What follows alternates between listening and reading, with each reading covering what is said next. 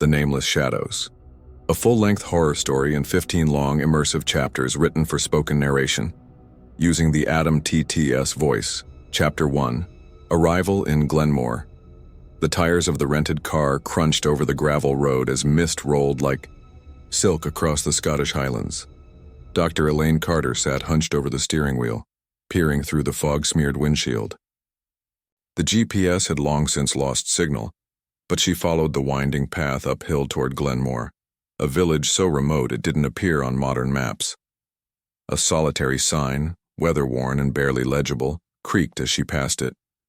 Glenmore, established 1422.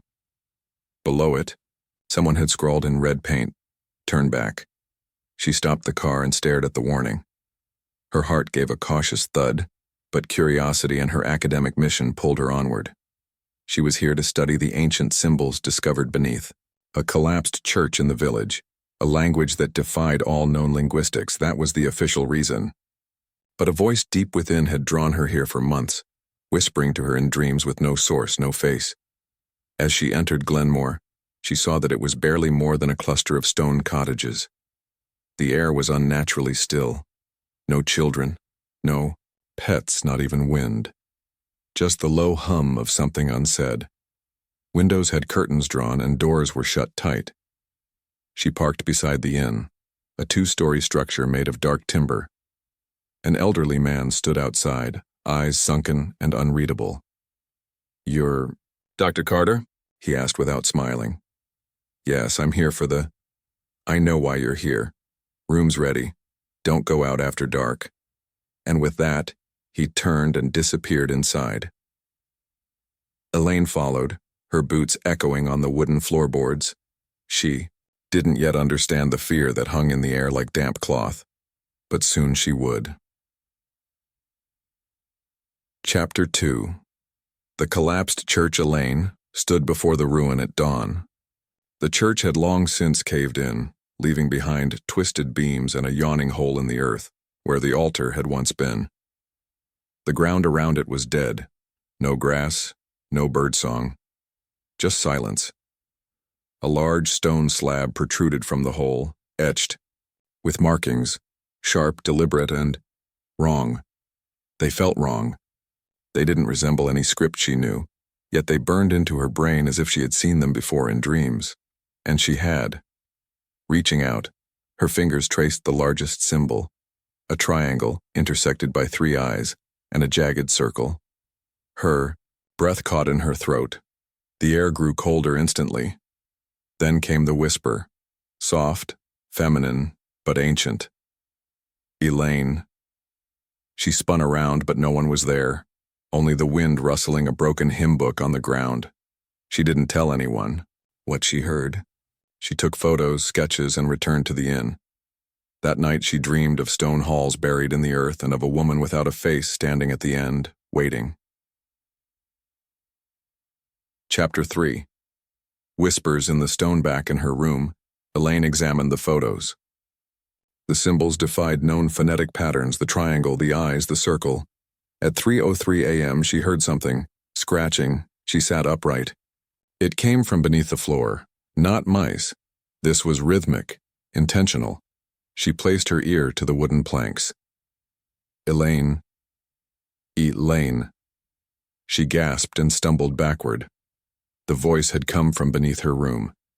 She knocked on the floor. It knocked back 3 times. She didn't sleep the rest of the night. Chapter 4. The language that shouldn't exist.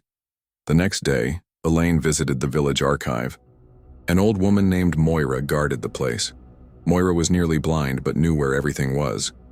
When Elaine asked about the symbols, Moira froze. "That language is not ours. It speaks through us. Not to us."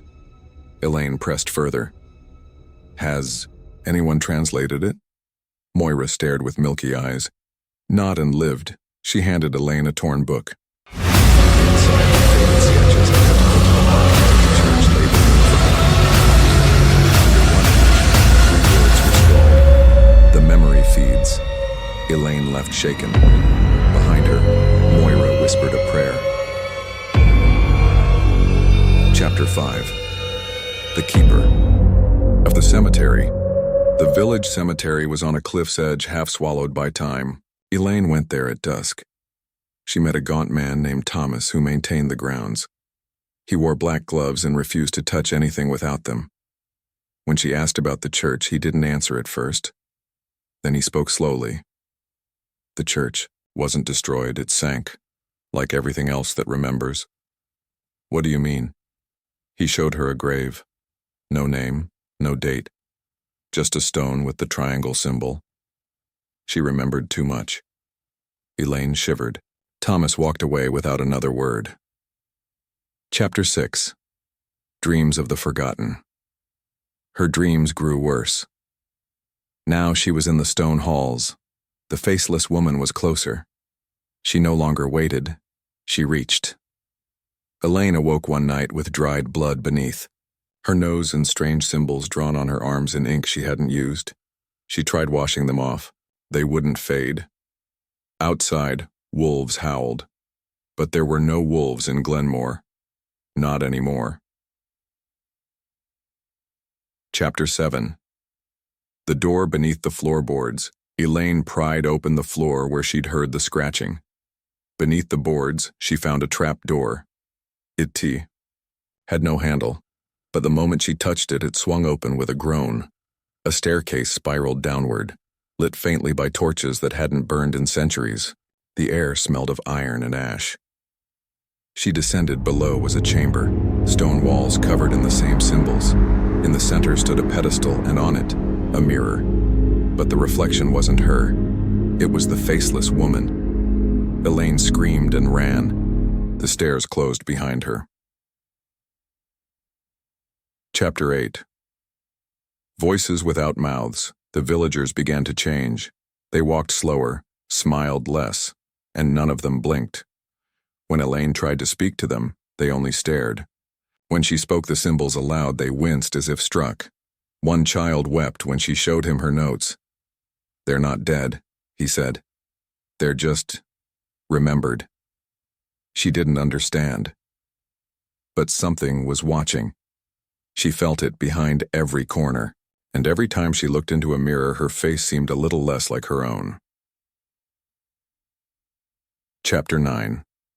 The markings on the skin, the symbols on her arms multiplied each night, moving like ink under the skin. She woke to bruises shaped like hands on her shoulders. The dreams now came during the day, waking dreams. Elaine could no longer trust her senses. She saw villagers she hadn't met, knew their names before they spoke. She remembered conversations that hadn't happened. It was as if someone else was feeding her memory, and she didn't know how to stop it. Chapter 10. The villagers who remembered too much. She broke into the town records, hidden beneath the chapel ruins. There she found a journal from 1692. A priest named Malcolm had written, "She comes not when called, but when recalled. Memory gives her shape. Forgetting is salvation." Another entry. "We tried to burn her, name from our tongues.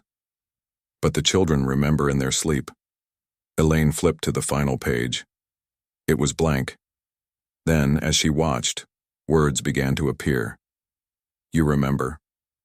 You are hers now." Chapter 11. The Ritual of Erasure.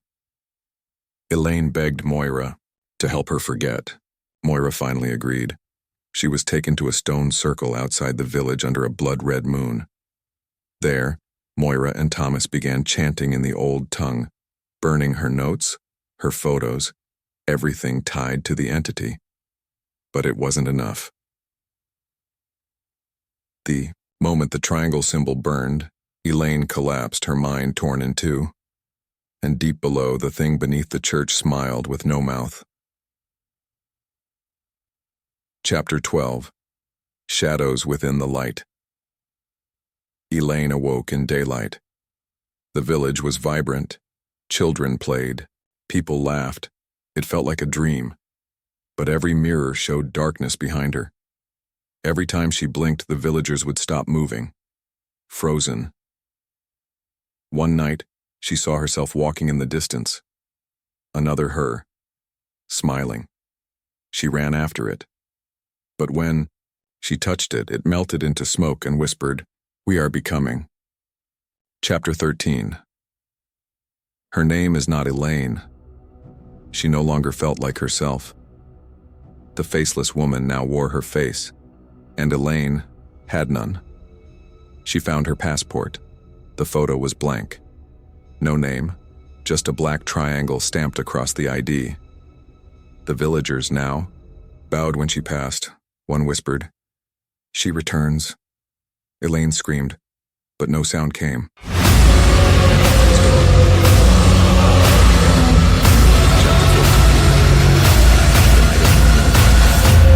The final night, there was no moon, no stars, only shadows.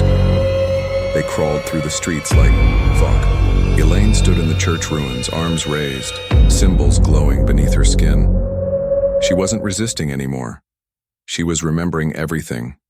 Names, lives, sacrifices. The entity had always been there, waiting to be recalled, and she had done it. Chapter 15. The final echo. The next morning, Glenmore was gone. No houses, no people. Just wind over a barren hill. A hiker passing by found a single mirror standing in the grass. On it, etched in faint lines, was one sentence: "She who remembers, becomes." The mirror now sits in a London museum. Visitors often say they hear whispering when they walk by, and some see a face that isn't theirs, smiling, waiting,